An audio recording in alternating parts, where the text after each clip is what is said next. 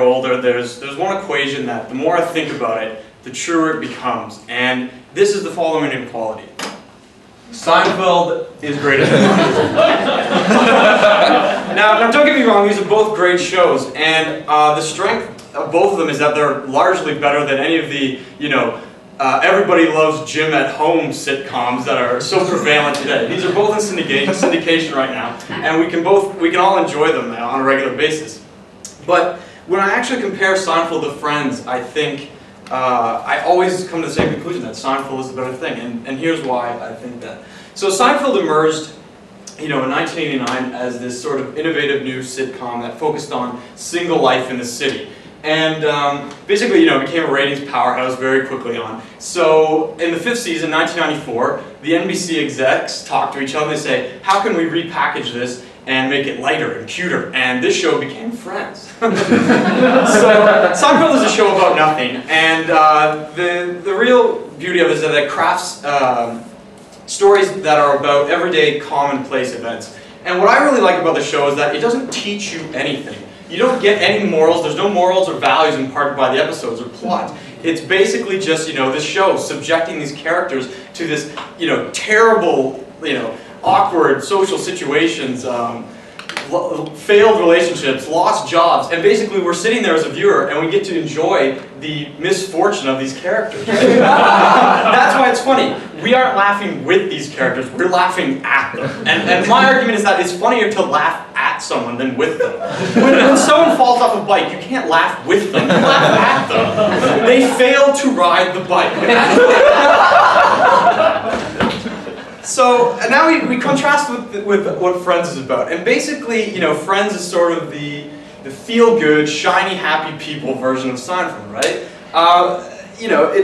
It's basically just about a bunch of people and their relationships. It could easily just have been called couples, because that's essentially what the whole thing is about. I mean, there's not much going on there, and to me, the relationship material, the relationship drama, sort of bogs down the whole thing. So this is sort of what I think basically exemplifies the typical friend.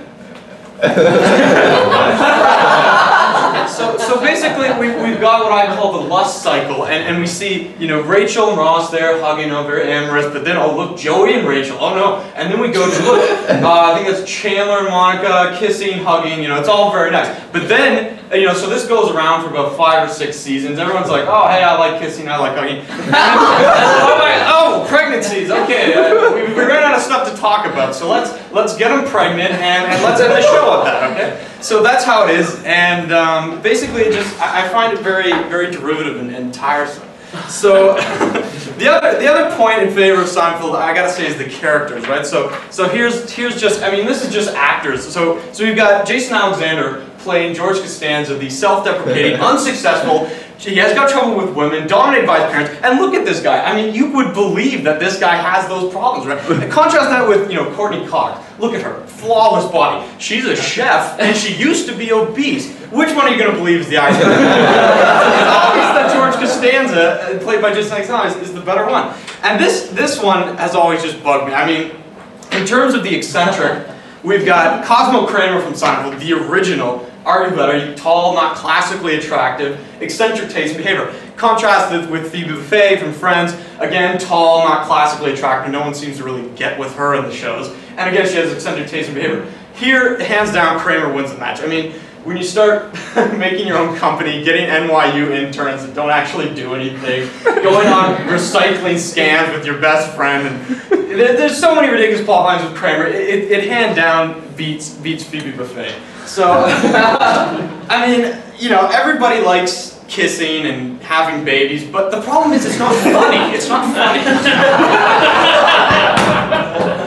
So the main thing that's wrong with Friends is basically it's just about a show of these attractive young people, and the world is theirs. And even if it doesn't seem like it's working out for them. It's only temporary. Everything's going to be resolved, and it's this sort of happily ever after. Everything resolves. Plot lines that I think limit what Friends is able to do as a show. And Seinfeld is limited by nothing. It's the show about nothing that makes it able to do anything. And that's why, in my opinion, Seinfeld is the best sitcom of the 90s and certainly better than Friends. Thank you.